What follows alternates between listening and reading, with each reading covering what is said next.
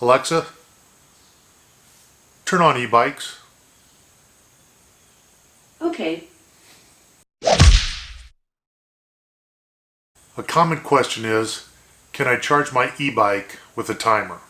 The concern is whether or not it's bad for the battery to keep it plugged into the charger. Many people say the charger turns off or goes into a trickle mode once the battery is full. Others say don't do it. Then there's the question of safety. As lithium batteries go, do you want to keep it plugged into your charger even if the charger goes to sleep when the battery's topped off? I don't. So yes, you can use a timer to charge your e-bike, but the issue is the majority of timers are what's called continuous. And that means after that cycle is done, 12 hours later or 24 hours later, it's going to do the same cycle again unless you physically unplug it. My bike is in one stall of our garage. Generally I'll charge it at night with the intent to physically unplug it the following morning before I go to work. Sometimes I forget and then the bike stays on the charger plugged in for the rest of the day until hopefully I remember when I come home right after work or sometime that evening. So when I was thinking about putting it on a timer, I searched for a timer that wasn't a continuous timer. It didn't have that mode where it would turn on automatically again in 12 hours or 24 hours. And then when I start finding these smart plugs, these smart outlets, the tech nerd in me thought, well, maybe I can kill two birds with one stone here. The end result is that I can charge my bike on a timer.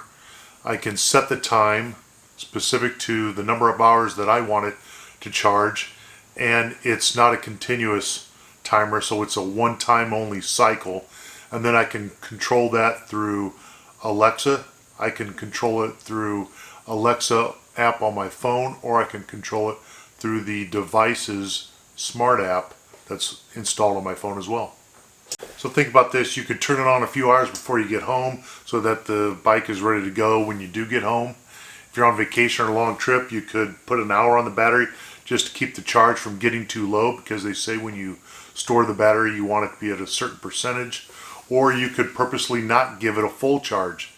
It's about 9.5 hours for my bike to fully charge when it's dead. So if I wanted to put it at 5 hours or 6 hours, maybe get that up to the 70 to 80% range, which they say is optimal for extending the life of the battery, I could do that as well. Right here is the LED light on my charger. Let's see if it works. Alexa, turn on the e-bikes. Okay. There we go. Alexa, turn off e-bikes.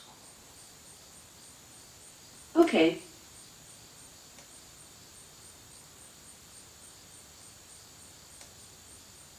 Gone. This is the outlet itself, and I'm going to butcher this name, but it's VAVOFO, Vavofo. This exact same outlet is marketed under a couple different names, and I'll put the links below in the description. And there's a couple different reasons why I chose it. Number one, I wanted two 3-prong grounded outlets. That's what it's got on it.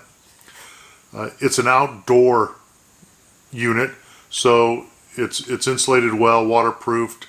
I wanted some thicker wiring on it. I wanted the grounded plug up here as well.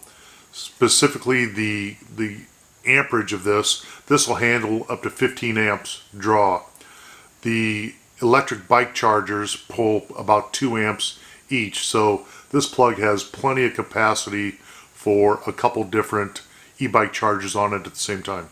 So for about 25 bucks, you can't beat this for the control and the options it gives you for charging and maintaining the single most expensive component on your e-bike, which is your battery.